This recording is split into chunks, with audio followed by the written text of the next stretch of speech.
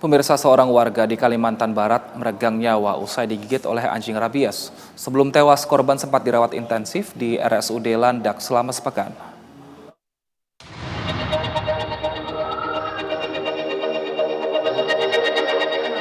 Ian dipastikan meregang nyawa akibat gigit anjing rabies di Kecamatan Ngabang, Kabupaten Lambak pada Kamis lalu. Korban yang masih berstatus pelajar SMP ini kemudian menjalani rawat inap di RSUD Landak selama sepekan terakhir. Sayangnya, nyawa korban tak tertolong oleh petugas medis di rumah sakit.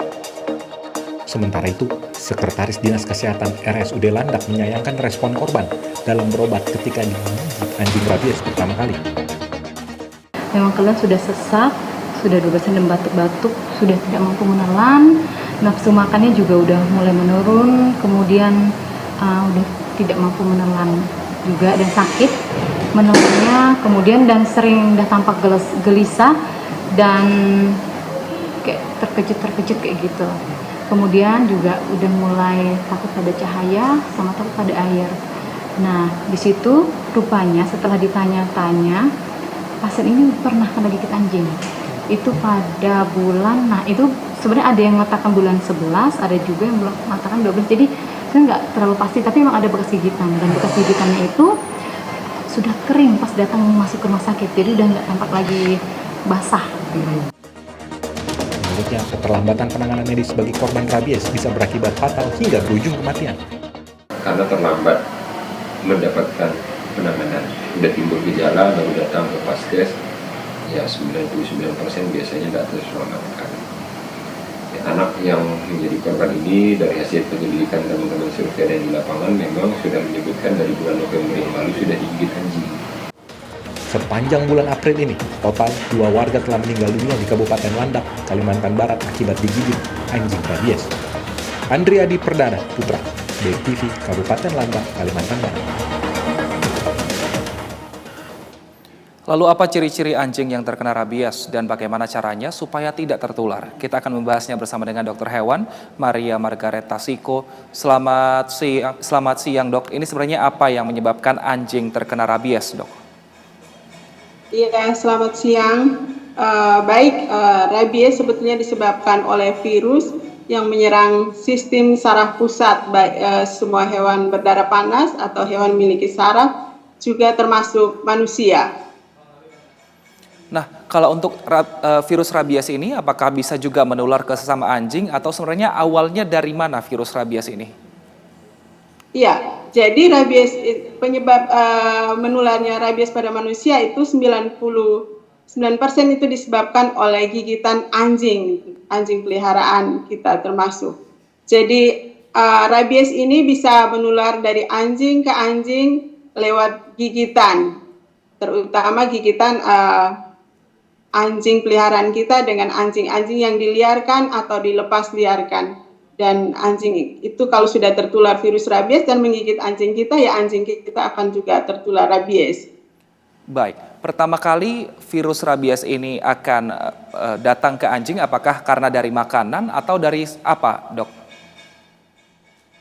Sebetulnya virus rabies itu tidak bisa hidup di luar tubuh hewan atau manusia ya, dia hidup di dalam tubuh hewan itu. Tepatnya di otak anjing, di situ dia berkembang biak secara banyak dan kemudian akan menunjukkan perubahan perilaku pada anjing yang tertular rabies, dia menjadi ganas, kemudian ketika air liurnya sudah tertular virus rabies, dia akan menggigit hewan lain dan virus rabies itu dipindahkan dari anjing yang tertular rabies itu kepada anjing lain yang masih belum tertular rabies, sehingga dia berputar saja di antara populasi anjing sebetulnya. Baik, dok, ini kan untuk infeksi rabies di anjing ini terdapat 2 jenis yang mengakibatkan ada anjing yang rabies tapi tingkah lakunya tenang, tapi ada yang lebih agresif. Adakah yang membedakan virusnya, dok? Sebetulnya sama, ini hanya menyangkut gejala klinisnya saja. Jadi sebetulnya ada 3. Ada rabies yang tipenya ganas, ada yang tipenya tenang, kemudian ada yang asimptomatis. Yang ganas itu biasanya keluar air liur dalam jumlah yang banyak, kemudian biasa menggigit benda-benda di sekitarnya. Kemudian kalau dia menyerang biasanya cenderung menerkam ya. Kemudian dia kejang dan anjing yang sudah tertular ini akan mati. Kemudian rabies yang tipenya lebih tenang itu biasanya bersembunyi di tempat-tempat yang gelap.